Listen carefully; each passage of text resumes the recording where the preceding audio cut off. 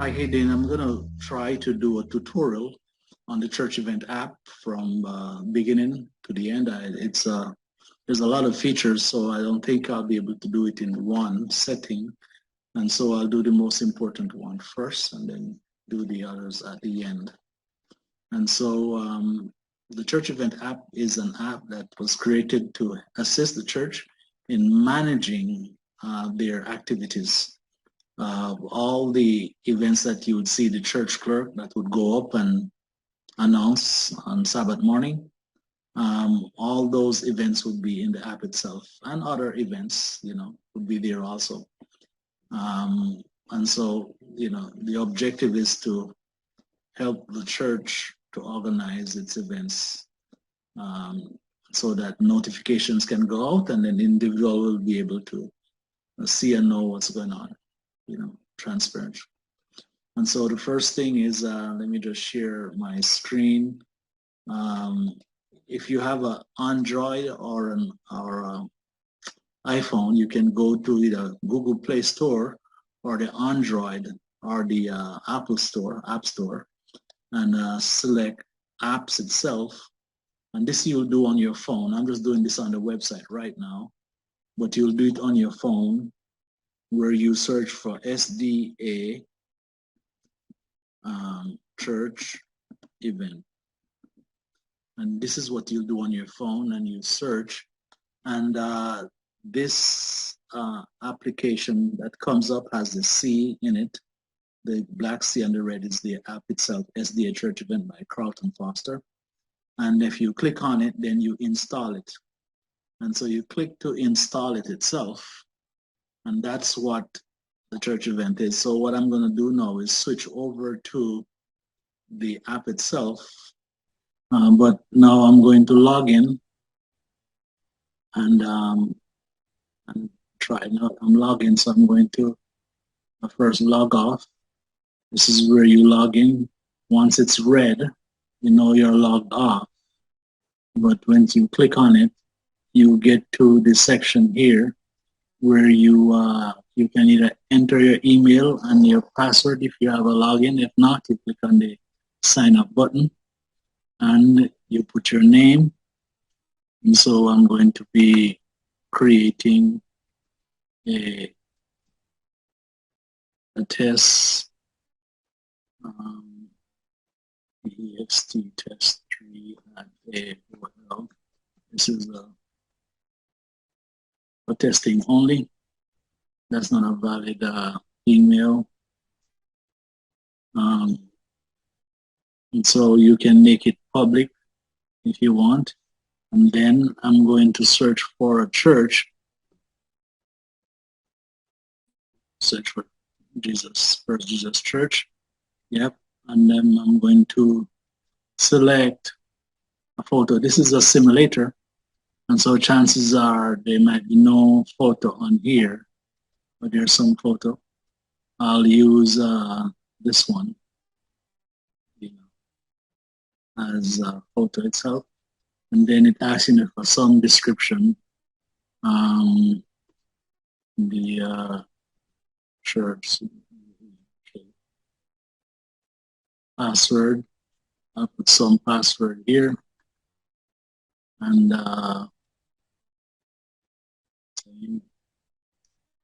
then consent, and then ready to submit to create this. So if you notice, basically, you just need this information to be able to sign up. And once you sign up, then the email address becomes your username. So now that I have created a username, I'm going to log in.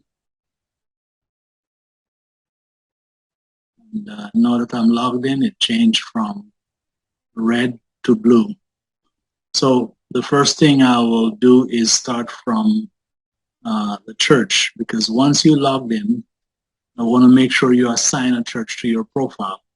And how do you assign a church to your profile? You come over here and you may search for a church itself. Because there's like over 400, over 400, 4,000, sorry, churches in here, and it's very difficult. And so once you select a church that you know, you can check here to say this is going to be my home church. Once you hit submit, that church now becomes part of your profile. And so if you notice here, the church shows up here. If I go home, it also shows up here. So you can, in this profile, you can have more than one church that you say you visit or you attend, but you can only have one home church. So I'm going to select this church that I've been testing with as a church clerk, because the access of a church clerk has more power than a normal member. And so I'm going to be doing this demo using this church as an example. Right, submit. Okay, apart from assigning a church to yourself, because you have to have a church, otherwise you'll not be able to see some features itself. You can also add a church if you want to say your church is not listed here. You can add a church. You just have to enter the name, the sermon languages for the sermon itself, which country it's in, the address, the city, the state, the zip, and you can put the phone number for the church. You have to put what conference it's in if you are in any conference. If not, you're in an independent, you put independent and the name of the church to create your own conference. And you also can put a website where the church website is at.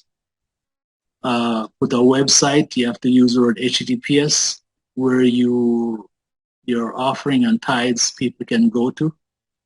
And also a church website address here if you have a Bible study section. And also if you have video sermons on YouTube, you put the link where your playlist is, email for the church, and active. Once you do that and hit submit, you will create a church like I did with this Jesus Ministry Church itself. I was able to create the same thing. And this is a test church. This is not a valid church itself, just for testing.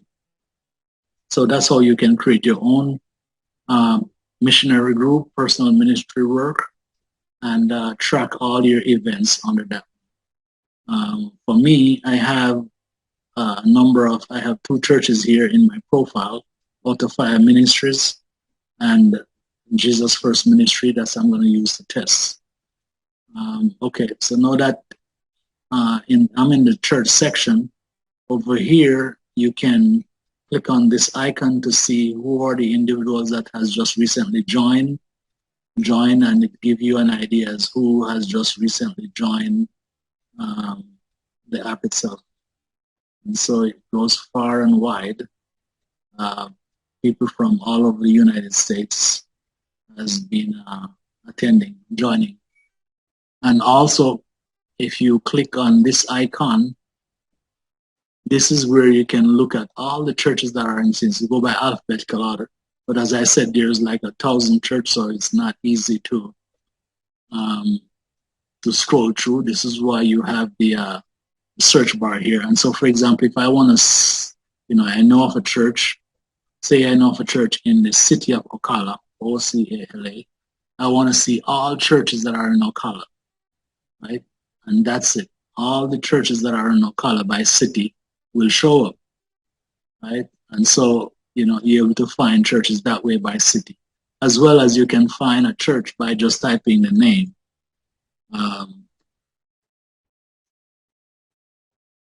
And so when I type the name, then you notice there's 2 churches in this area. I'm going to select the English church, right? I'm not going to add it to my list. I'm just going to filter on it instead of adding it to my list. So when you filter on it, you're able to see information from the church itself, even though, you don't have it as one of the churches in your profile. you can still see what's going on at the church itself. You can click on the events to have more information about it itself. You go home. So right now I'm filtering on this church Marion Oaks. Why do I know? Because of this blue icon up here tells me that I'm filtering. But if I'm finished looking around, I can then click the blue button up here to reset it back to my church itself. And normally when you reset it back to your church, you always want to click it so that you can receive notification to this church now if somebody were to send you any information itself. And so basically that's what the whole section is about churches. So I'm going to go now to know that I have a church created. I'm going to go to events. Like events is, there's two major things here called bulletins and events. Events are any event that you would have at the church. All those notifications that the church clerk would normally notify you on Sabbath morning, the events will be in here. And so as soon as the church clerk creates an event, every member of the church would automatically see it, right? Automatically see it. So to use events to do that, as well as you can do bulletins. Bulletins is expires at a certain time, and the same thing happens with bulletins. You create a bulletin, it's not like an event, and you can, just like a notice itself that you put up on a bulletin. And likewise, all church members will see it when you when a bulletin is created, right? They immediately see the bulletin itself. Events, though, have certain things with it. It have who is going to be the presenter. When it's like a meeting, you're setting up a meeting. When is the date for the meeting itself? Does it have an agenda? And there are certain things that is special with events that is different from bulletin. People can register for events and so forth. So that we'll all go over. But that's the basic thing. So right now, I will go to events. Now, the thing with events, before you can create an event by clicking the plus icon here, make sure that you have a coordinator set up, because every event has to have a coordinator or a presenter. That's the same name. So you go over to coordinator there and you click on the plus sign to create a coordinator. So once you do, all you need is, for example, if the tester, if this person was already in the system, then their names would pop up there, right? And you can select it. So what used to happen? It's like when I was looking for individuals to do evangelism, to preach. It's very difficult finding individuals if you don't know their information. But once somebody anywhere in the United States, once their information is entered here, everybody now have access to it. You know, so that is the beauty of having this information. So I'm going to just type out my name, and if you notice, once I start typing, it will show up. And once I select it, then the gray area indicate that the person information is already in the system. All you need to do is what this person is going to be doing at your church. Is he going to be an evangelist? And so once you set it, then you can just submit. And this individual now will be a presenter that you can use to add events to. Now, bear in mind that this person does not have to be a member of the church or has the app on their phone. All you need is an email address itself. So all you need is an email address and the person's name, and that's it. You can create an event, a presenter for this person. So now, because we have some names already created in here, I'm just going to then go straight to events. And to create an event, you click on the plus sign here. Normally, if you see the plus, that means you're not a visitor. Visitor don't have the access to create or modify records. They can only view your record itself.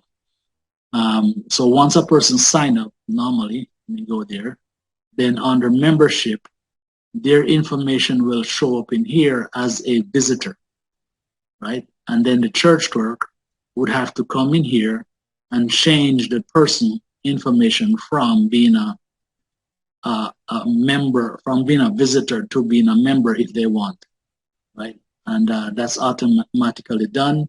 They would have to log off and log back in order to, see the feature itself. So that's the church clerk have access to do that.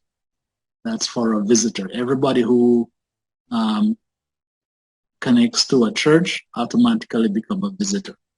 So visitors only have read-only access, but everybody else have read-write access. So for me, I'm going to create an event by clicking the plus sign. And you first start out the OA board meeting and monthly. Okay, monthly meeting.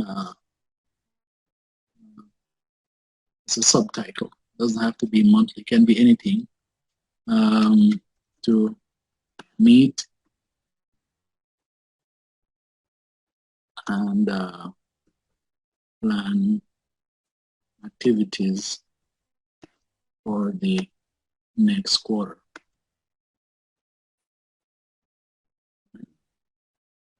So this is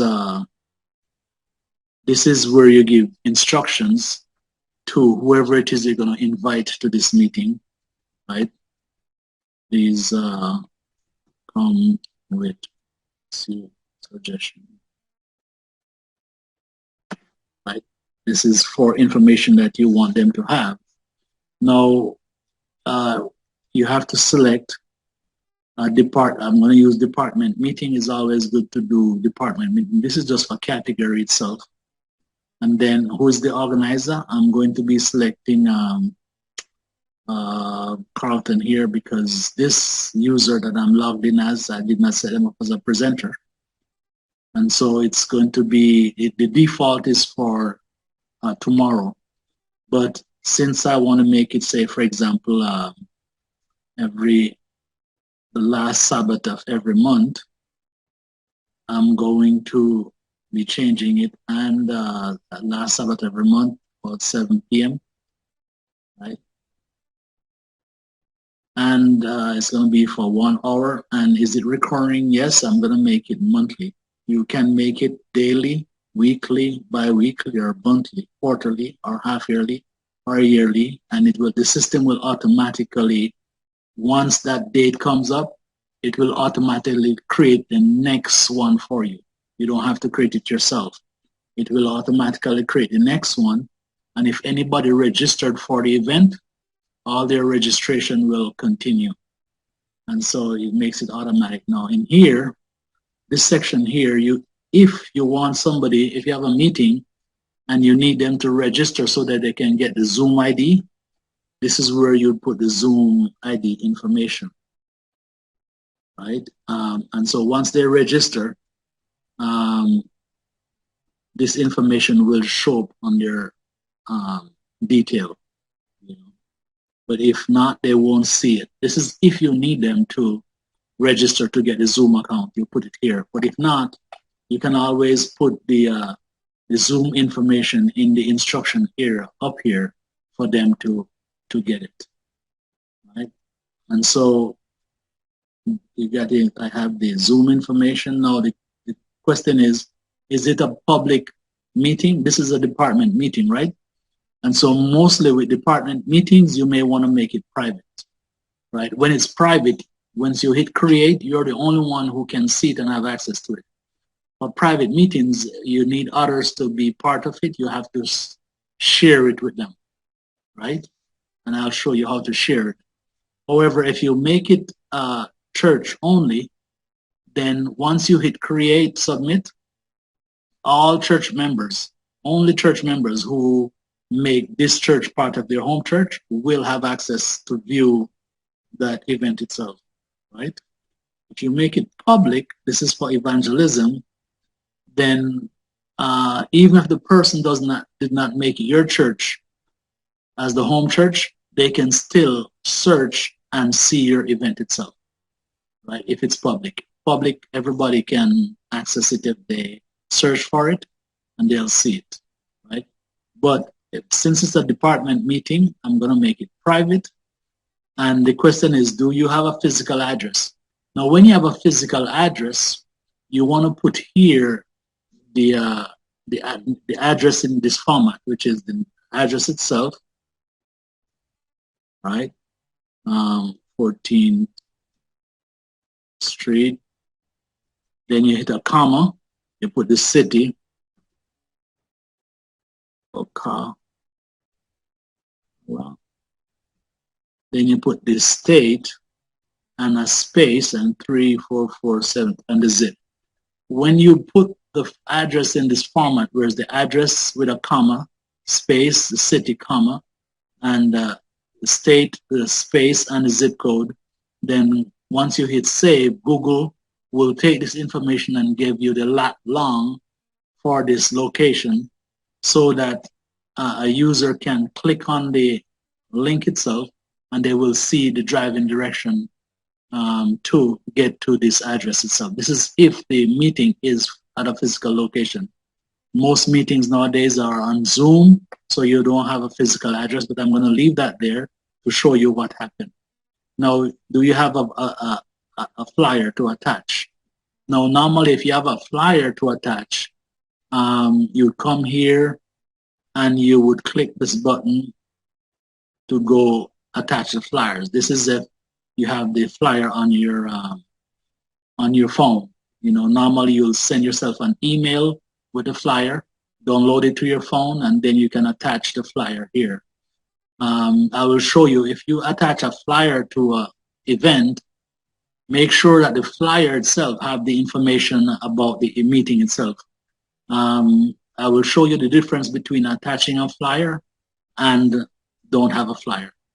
Okay, if this meeting also needs to have somebody take minutes, then you have to designate somebody from your church who will take the minutes.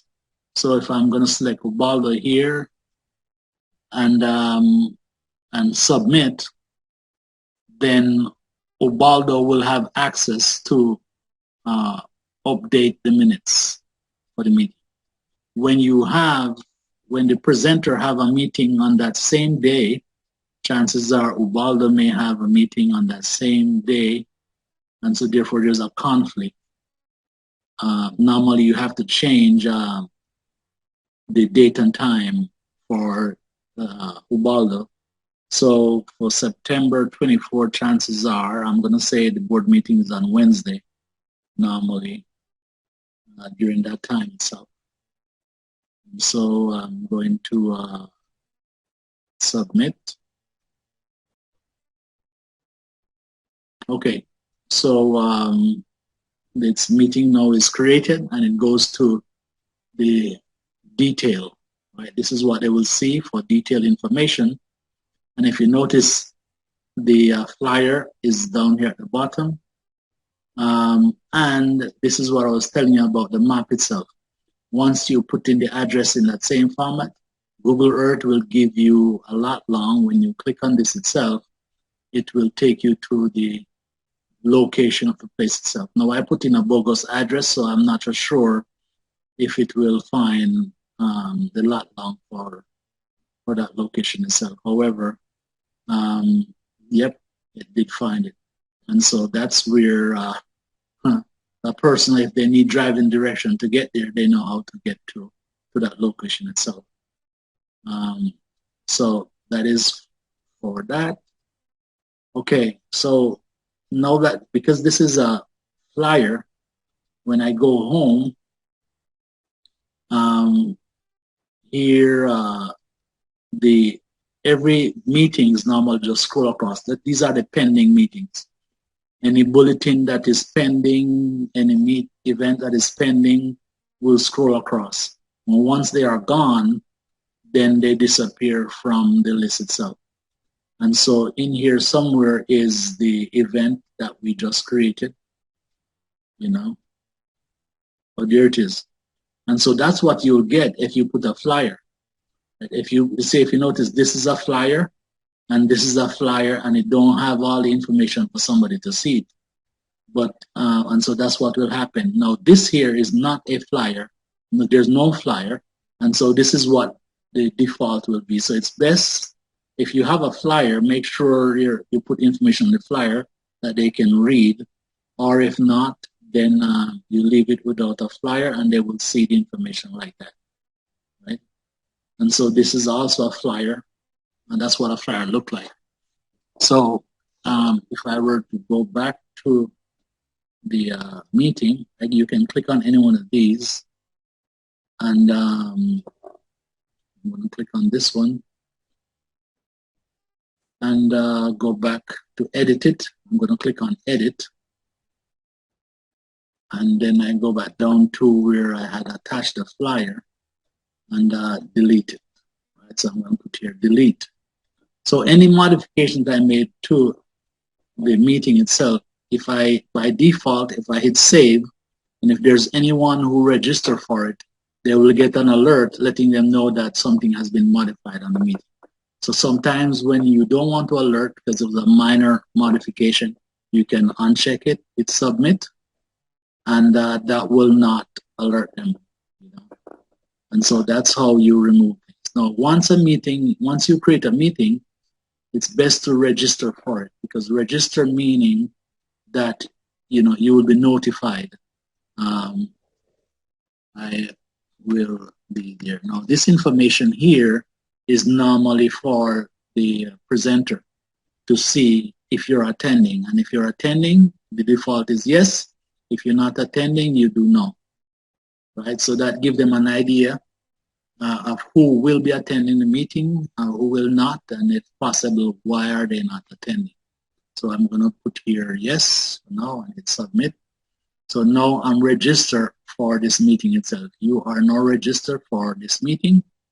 I click OK, and that's it. Now, an event have the ability of putting notes, right? You can say, for example, you can ask the presenter question,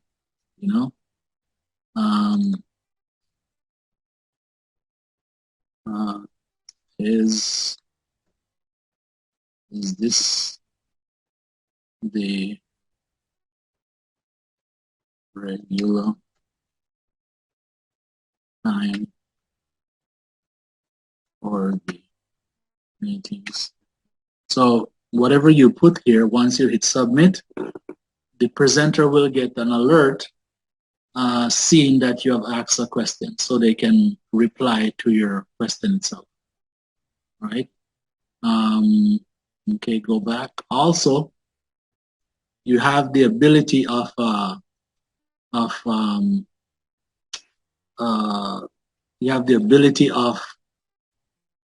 you registered for adding a video to your meeting, right?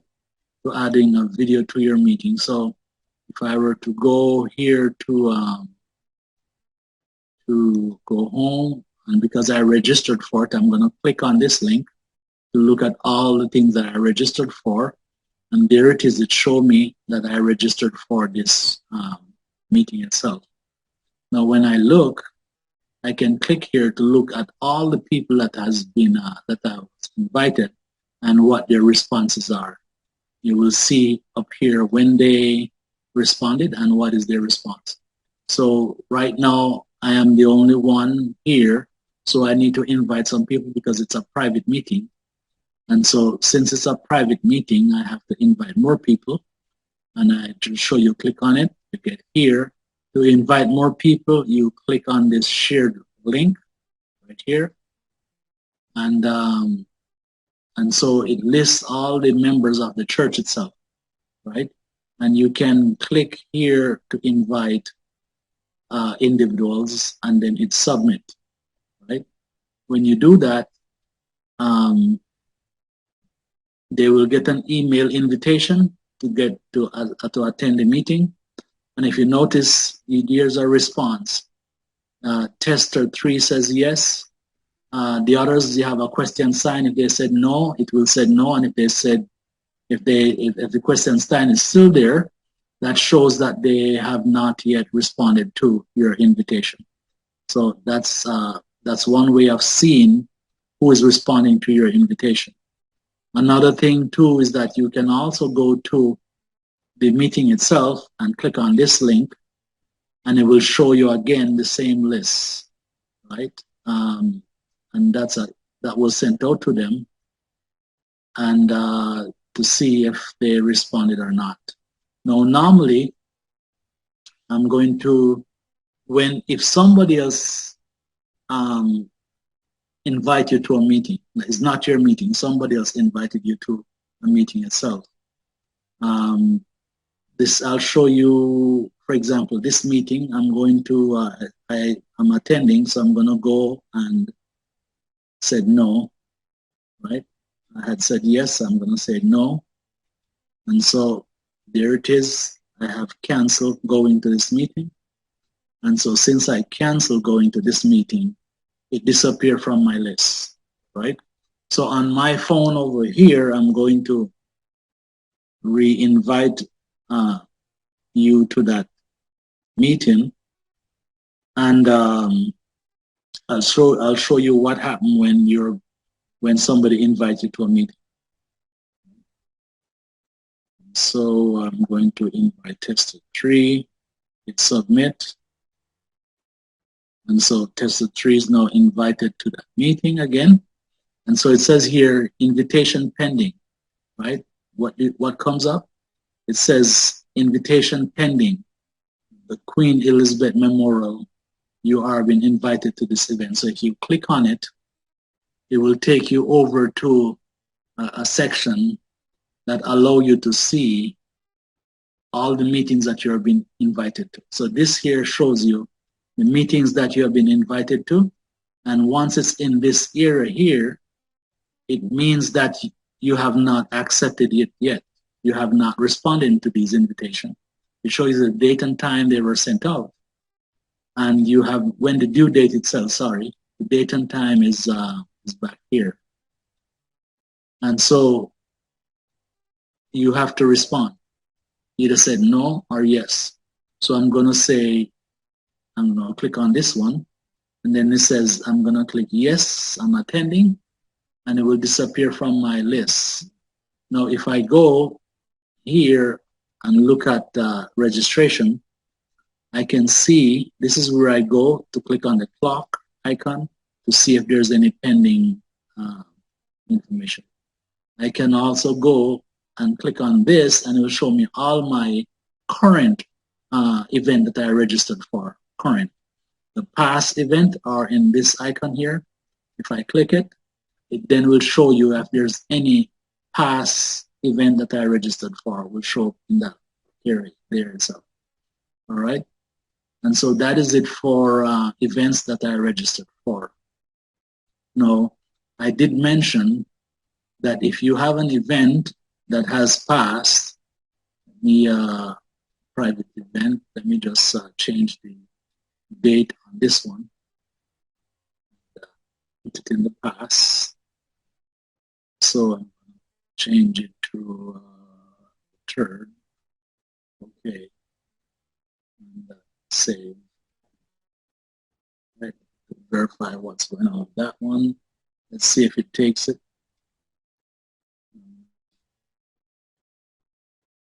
Event. Okay, so there are some events that have been passed. Now that the event is gone, you have the ability of attaching videos from YouTube if there was a YouTube video on it. And if you notice when I click on this one, because I don't have the ability to add it, it means then that I was not the creator of this event itself. Right, so let's see, find one that I can, let's see if I can do it on this one. Oh, somebody already added videos to this one. Okay, so there it is. I can add, once I get the plus sign up here, That means I can add videos to it. If I click on the plus icon, what it's looking for is the name of the video and the YouTube ID, not the link itself, just the letters that represent the ID. And that's all I need. You copied it from YouTube, you paste it here and hit submit. It will then attach that video to this event itself, right? It will attach it to this event, and anybody who goes there can see the video itself. So if I click it, it will play just like any YouTube video that will play. Right? That is attaching your sermon videos to your sermon if you create sermon events. The cool thing about this is that everybody, visitors or members, they don't have to go over and search for it on YouTube. Once they have this link, they can click on it and they will see your video, right? Everything is all in one place itself. So that's for videos on YouTube. Something about searching that I need to mention. Let me go home to a current event. And so I'm on this current event. Let's go to this one, current event itself. And I showed you how I shared it with different members itself. But there's another way of sharing the same event. So I shared with these individuals. There's another way of sharing it. You can invite others that are not part of your church, right? Once you click on this invite button, you have the option of searching for the person name. They don't have to be part of your church, right? Once you click there and you select it, they will get a notification inviting them to this event, right? Not only that, they don't have to be a member of on any church or having the app installed on their phone. You can send them an email. You just need their names and their email address. And once you hit submit, then it will send an email to them inviting them to this event itself. As well as you also have the ability of entering in here a small group name. You have to know the small group name. And so I'm going to enter a group that I think is there, personal ministry. So in other words, once you know the group and you select it, it will, if you have how many number of people you have attending or part of that group, all their names will show up here. You can uncheck those that you don't want to send to and then just click the ones you want to send to. For example, if I go to board meeting, let's see, so there's a group that I call board meeting. Once I click it, notice it lists all the people that's on here. And even if I already sent it to Ubaldo and Tester, it will not send it twice because they already have the information. Once I hit submit, it will send information out to them, right? So here it is. There's that's an information that just got sent to me saying that there's a pending invitation, right? And so that's how you would share your private meetings with others. The public ones and the ones for the church, you can just encourage them. You can send them invitation if you want, but you can just encourage them to click on it and register because the registration button is right there, you know. And so that's how you share private meetings or any event or bulletins that you want to share with somebody. That's how you show it. So what else that is here? That's the detail of the meeting, notes, share, refresh. We can edit it if we want, and then we're finished with events, right? Going over to registration, I did show you once you register for something, and once you register here, it will show up in your list of registered events. And you have current events and you have past events. If you have any past events that you register for, it will show up there, right? And then you can, as you have seen how I've done it, I can click here and says, oh, I changed my mind, and you can cancel your registration. I want to cancel this one. And so that's basically it for registration. It's always good to have people registered for an event because you don't know. In other words, you could be setting up a meeting, and when you realize majority of people say they can't attend. And so you don't want to go to the church, which is normally what happens. You go to the church and you wait to see who is showing up. Now, if you have an idea as to who will be showing up, if you have a quorum, then you can move forward. If not, then you can postpone the meeting, change the date, and send out another invitation with the new date, right? That's the beauty of having people register for an event, a meeting itself, anything that you want them to register for. Okay, so moving along, bulletin. Bulletin, as I mentioned, is similar to event, but the only difference is it is just an FYI information.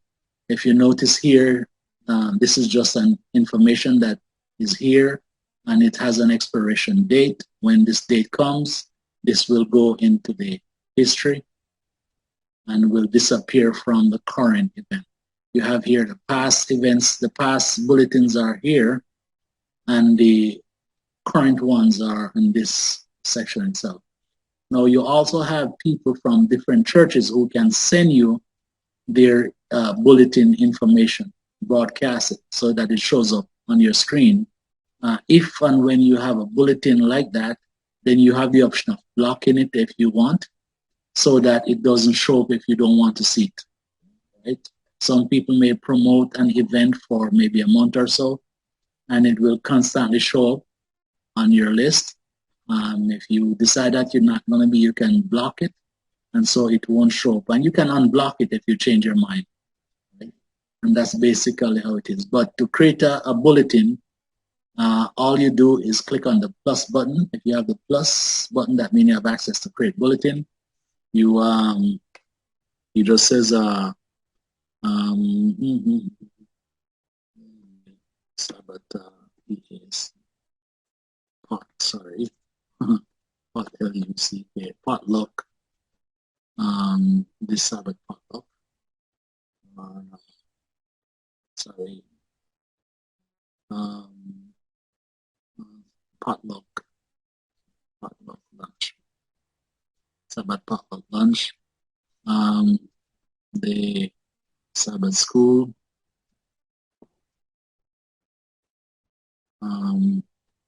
Lunch will be at Sister J.A. and James' house.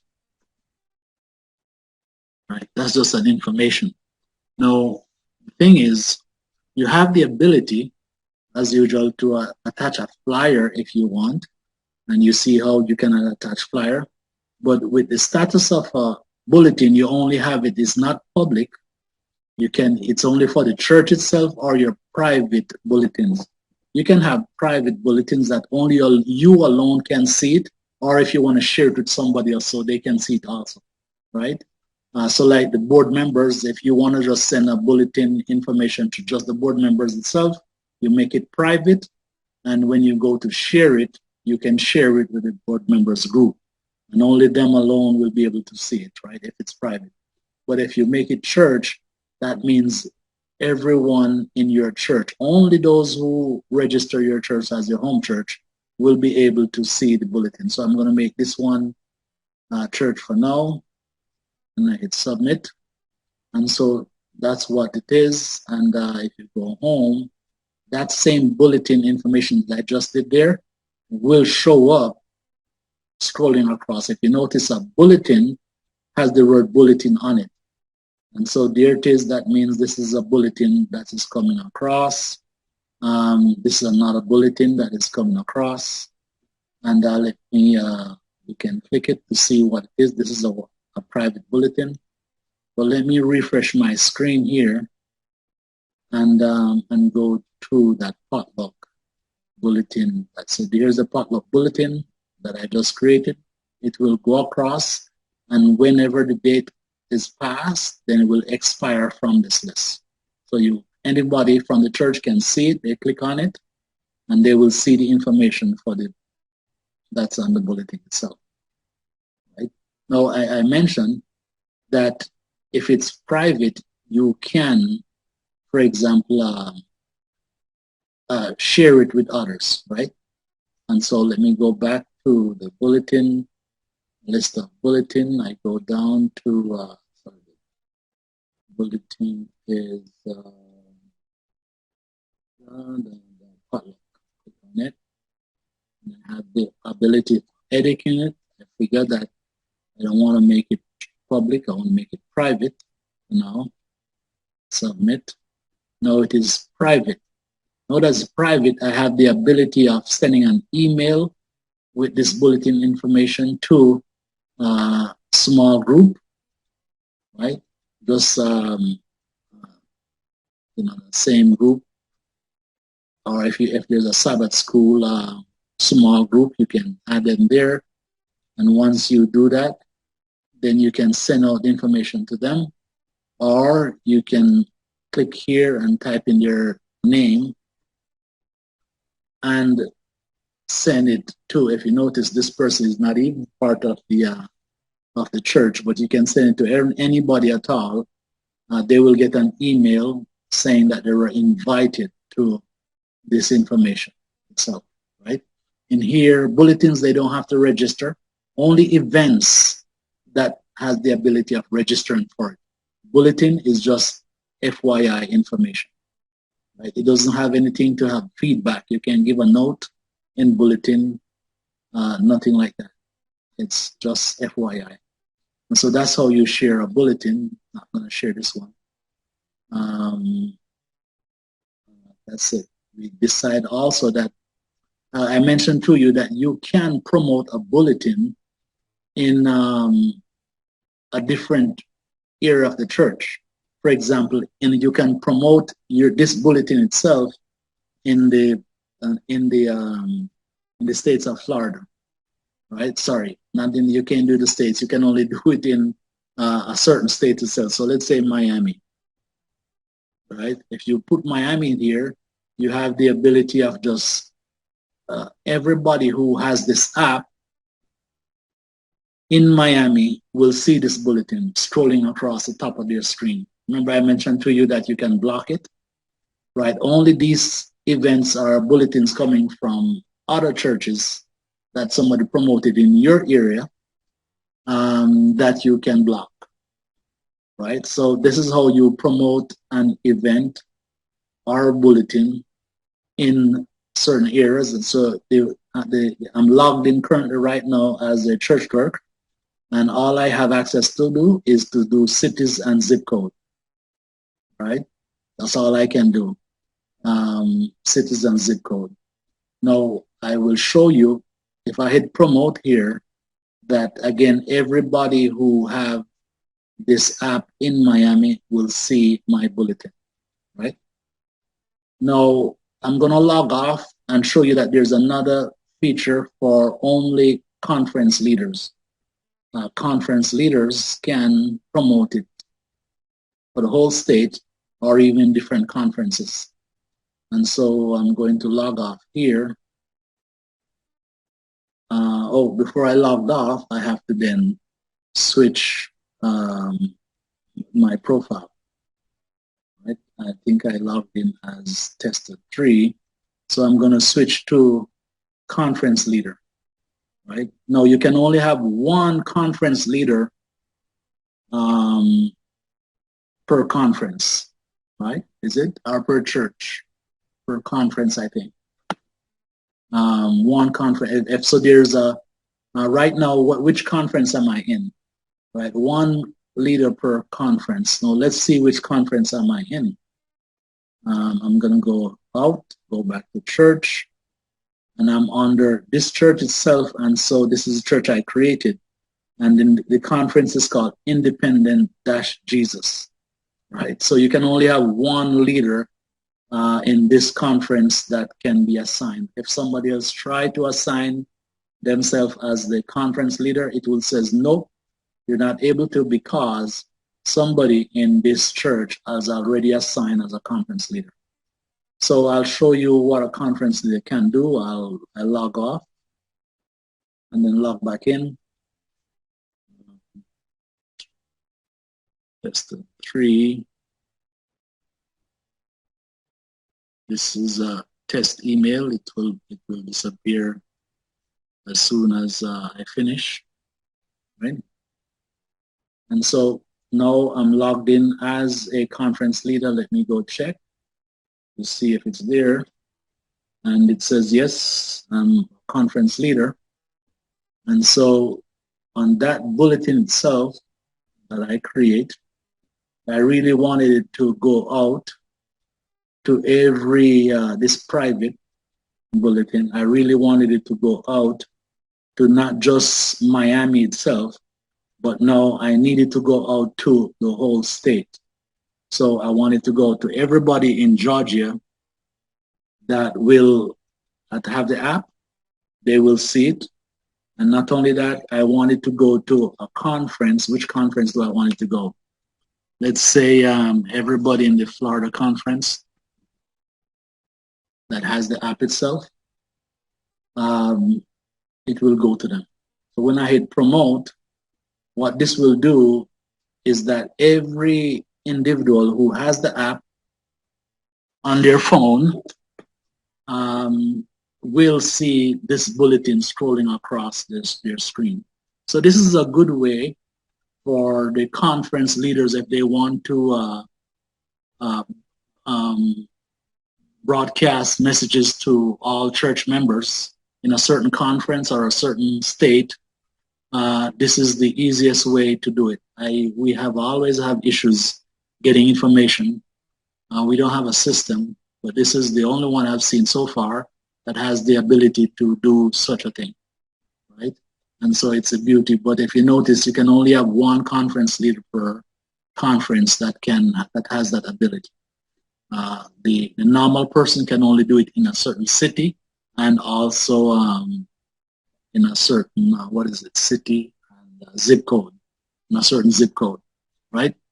So that is it for what a conference leader can do. I'm going to remove myself from it because that's the only features they have as a conference leader. Other than that, they have no special feature. So I'm going to go back to a church clerk because a church clerk has the ability to do some more things. So now that I'm a conference leader, if you notice now, I can't even change back myself here, right? What do I have to do? Only the church clerk has the ability to do that. So I'll go to the church itself, right? Click on the church here, and it says conference leader. This is where I go and remove myself back to a church clerk. And again, you can only have 2 church clerk per your church. You can only have 2 church clerk. Once somebody tried to do a third one, it says no, you're not able to. So I'll do that, and once I do that, again I have to log off and log back in for it to take effect.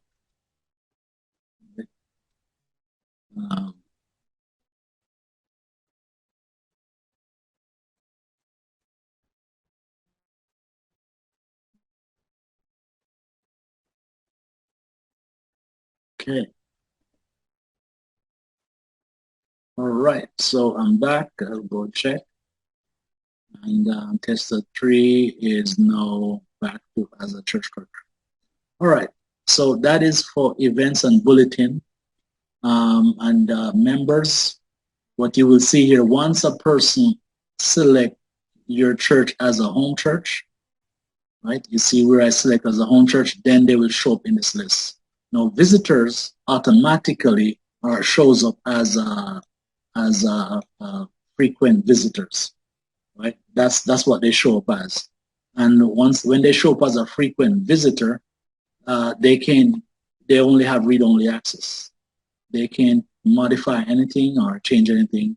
So it's good you can add them to small groups, right? If you need them to be notified, like if you have a food distribution going on and you want to notify them when food is available, you add them to the food distribution small group, and then you can send a bulletin out and search for their small groups, hit select their names and hit submit.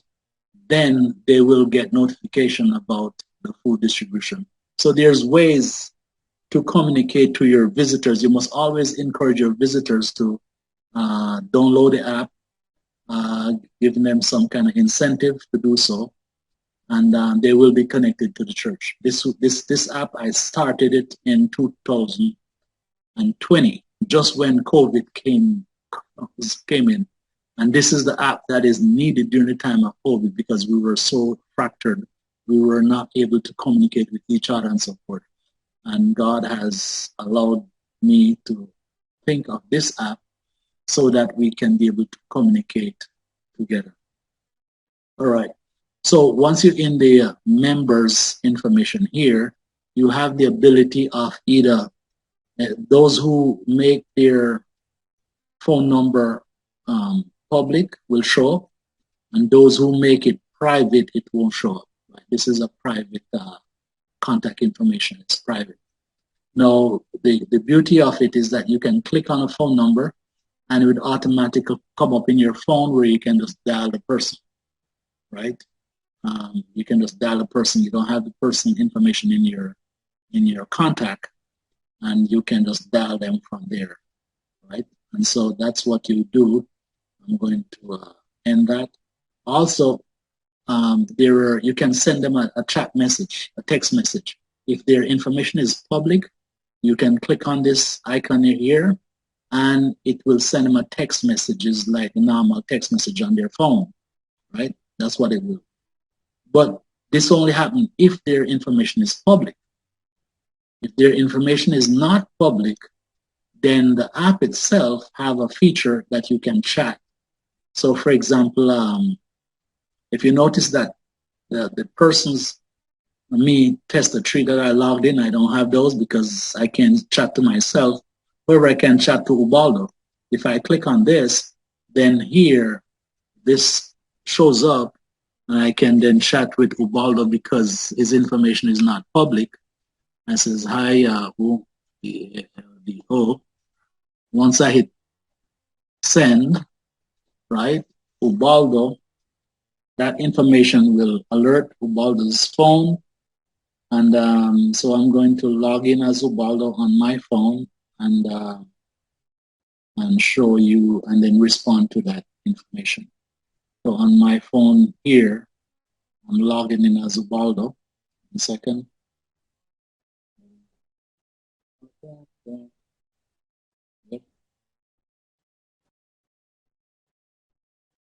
Okay, I just logged in and I saw the message that tested tree sent, and I'm going to respond. This tested tree. Oh, Ubaldo is not yet. Ubaldo is right there. Tested tree.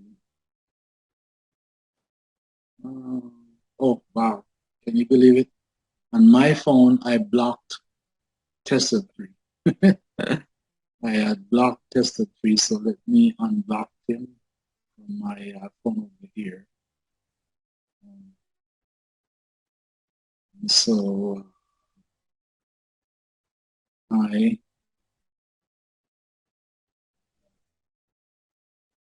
can I do for you?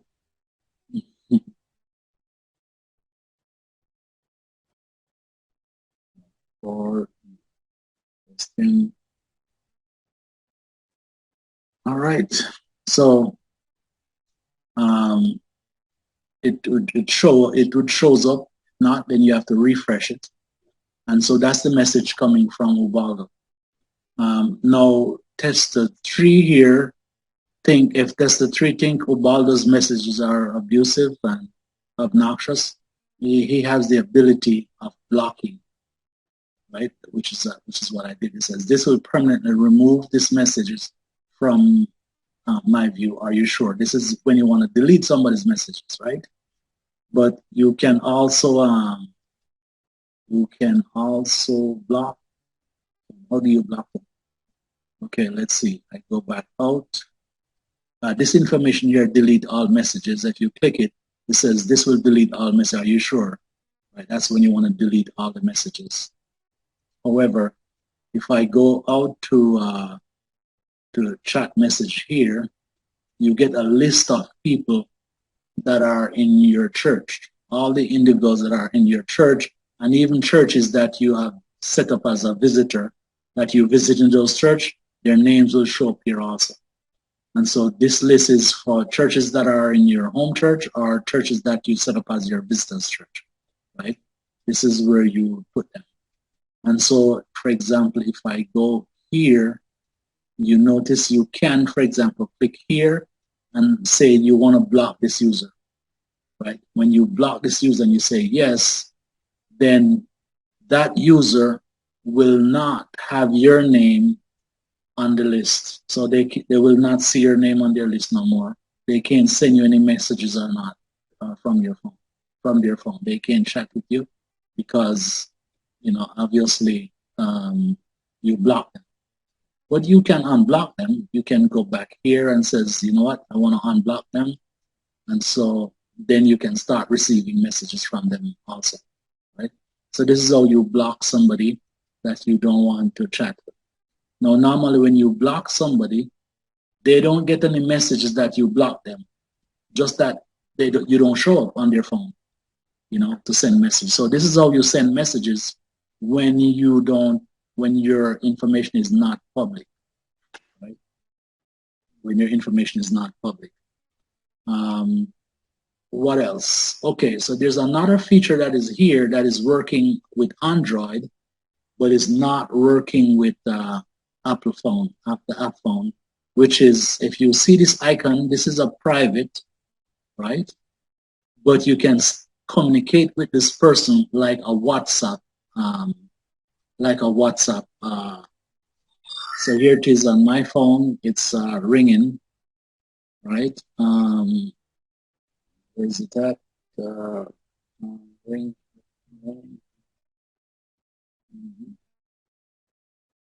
Wait 1 second.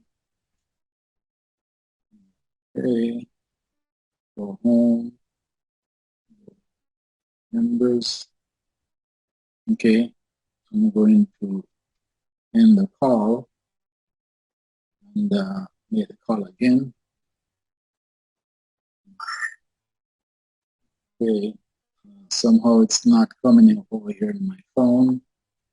Invitation sent out to Ubaldo. Am I logged in as Ubaldo? I think I am logged in as Ubaldo. Let me initiate a call from here.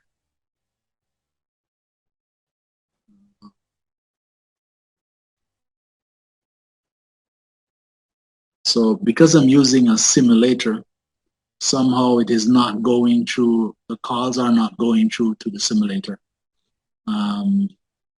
But on a normal Android to Android phone, it works just like a WhatsApp.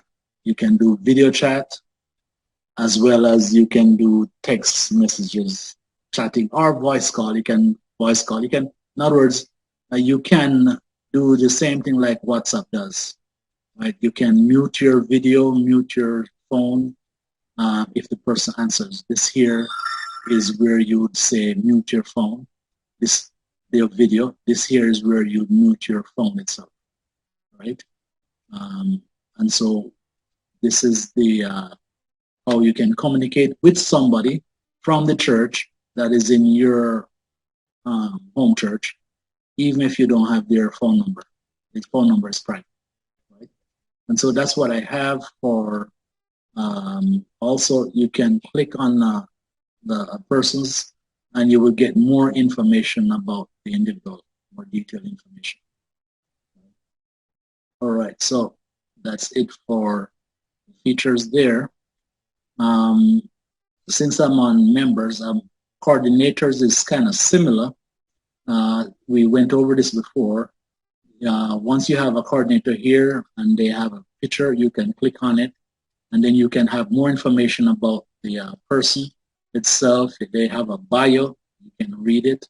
And not only that, it shows you all the events that this person, this coordinator, had done in the past, right? So if you can have an history as to which event they had in the past, and if they have videos attached to them, then you can also look at it. So that's what you will get from looking at a presenter. Right? That's basically it. Okay, notes. As you have seen, you can add notes to an event. Now, this icon only shows you only the events that have some kind of a note attached to it, right? If there's a note attached to it, it will be shown up here, and you see how to add notes to it, to an event. All right, that's basically that. From here, you can also go to detail and look at the information itself. Sorry, detail, you click on the picture, and you go to the detail of that event itself, right? Programs. Okay, so you remember when we were creating events, we have a category to select whether you're doing a department meeting or a Bible study or a group. So this is when you categorize your events, they will show up here. The purpose is that if you, for example, wants to see, oh, wow, there is a pending departmental meeting going on at this church, you can say, okay, I want to attend.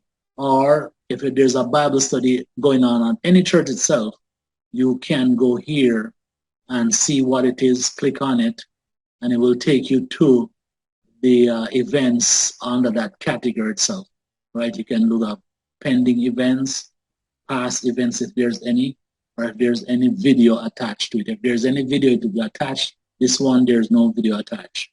And so let me give you an idea of what I'm talking about. This is when you want to say visit a church. Let's see. I want to see if Marian Oaks, Marian, right? Marian Oaks SDA Church.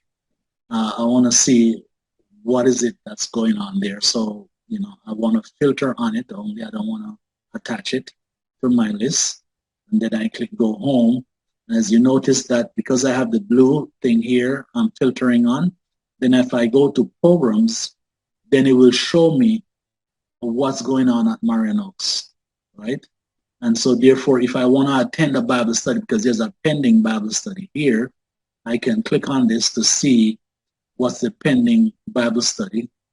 And if anything, click on it to say I want to register for that event. And so it will show up on my list and reminding me about it. As well as, I will show you that if you have an event that has been promoted from another church that shows up in your church, you have the ability of blocking it if you don't want it to see no more, or unblock it. So that's where that shows up from. Those are events coming from other churches into your church itself. So that's basically what the program is. You attach you set up your events. Let me just go here. Oh, I'm still in Marian Oaks. Let me reset it by clicking this icon, and it's reset. And so I am back into my church, and I was showing you that the category, once you select a category here, that's where the all the programs are tabulated under using that category itself. Okay, so there was something that I should have shown you that I did not, which has to do with agenda and minutes, right? I did mention that the person who created an event has the ability of setting up an agenda, right? And so this is the agenda for this meeting itself.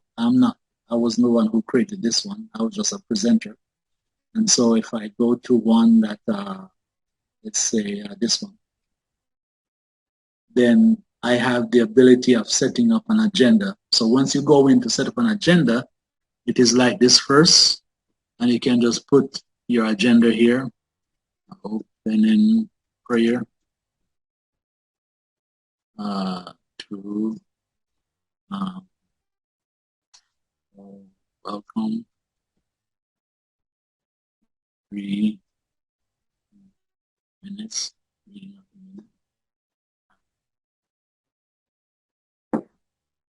Last minutes, and then you have matters arising.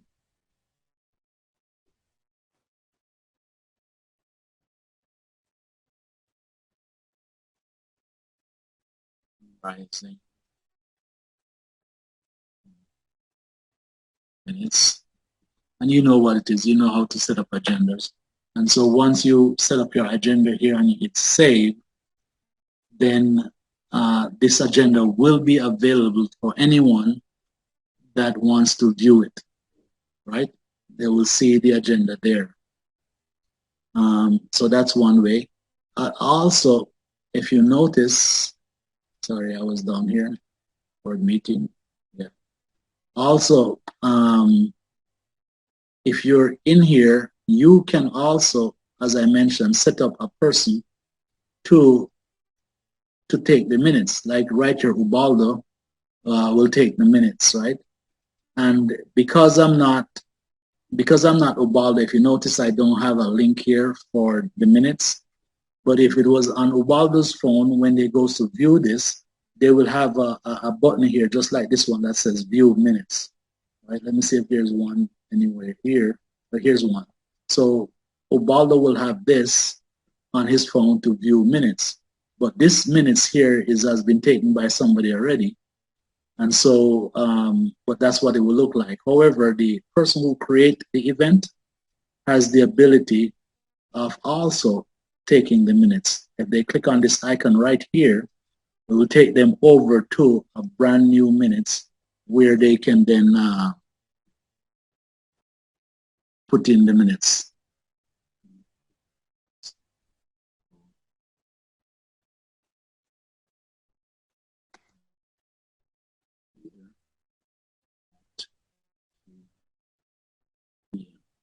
Okay, I'm just going to type that and I'm going to hit save. Now, if you notice, this one was for the board meeting. Now that I added the minutes to the board meeting, you notice that right now the button shows up for that event itself.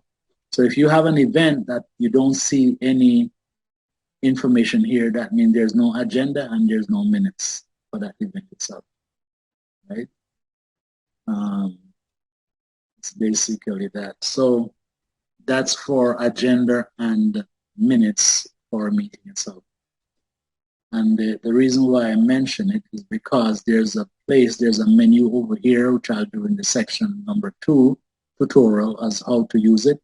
There's a section that says, I want to see all the agenda or minutes for any current meetings that are out there. You have this for the current meetings and you have this for the past meetings. You can look at agendas and minutes for past meetings, if there's any. And this is for the current meetings. And if it's just agenda only, you can just click on this and it will drop down and show you what the agenda is. Or if it's agenda and minutes, you can click it and it will show you both what the agenda and minutes are right there. All right. So that's basically for all the agenda and minutes that has to do with events. All right. So I spoke about chatting with users already. Now these links here are just links that you put on your church. For example, on this church here, if I click on this, it will, chances are, take me, if I don't have a website set up for my Bible study, it will go to the default ssnet.org as the default, right? But if you have a personal link itself for your church, this is where you put it. So I'm going to show you where you put it. I'm going to close that, open, you go to the church, that church itself, right? I'm going to edit it. And then I'm going to go down here and go to where it says Bible study. I'm going to type https www.outafire.com. Right? Once I do that, and I hit save, then anybody now who is part of your church and click on the Bible study, it will take them to that website that you set up. Wow. So somehow I think I have to log off and log back in for it to take effect. So doing. Oh, okay, yep. Because somehow it default to, oh wow. It kicks me out and default for me to be a visitor. So that's what it looks like when you're going to be a visitor. You don't have the features of selecting, anything. So once I hit submit, I am now set up as a frequent visitor. I guess because it went to the default, because I was not assigned to a church. So let's see. Last time, yep, still going here. Now, whenever you have an issue like that, I'll just show you. Let me just change myself back to from being a visitor to be a church clerk. Only the church clerk can do these changes, right? Oh boy. Okay, we're almost done with the first tutorial, and then what we'll do is do the other part as a tutorial number 2. And so I'm going to put this person back as a church clerk. And as usual, every time you change profile, for the person to take effect, they have to log in because the profile is saved on their phone.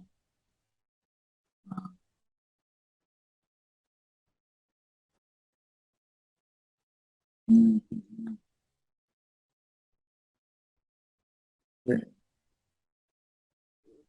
So I should be back as a church clerk. Yes, I'm back as a church clerk. Okay, that's good. So I need to verify if something went wrong in the with editing the church itself. I have to verify what went wrong. Okay, so now when you have a problem, there is a way to submit your requests. Under this menu, you have here report issues. This will do in the next tutorial how to report issues so that individuals can fix those issues. We'll do that in the next tutorial. But all these information here, this is to go to the YouTube website to give you the videos on help. All the help videos are on YouTube, so if you click on this, it will take you there. Tithes and offering. If you you're supposed to, if you have a link to your own website for tithes and offering, it would go there. If not, then it goes to the default AdventistGiving.org. Right? And that's basically it. So it is just a link to those sites. So this may be a long video. I'm not so sure how long it has taken, but we're at the end, and that's basically what it is for tutorial number 1. The second tutorial is going to be dealing with information about what's in this other section of the menu itself. All right. Thank you very much. Take care.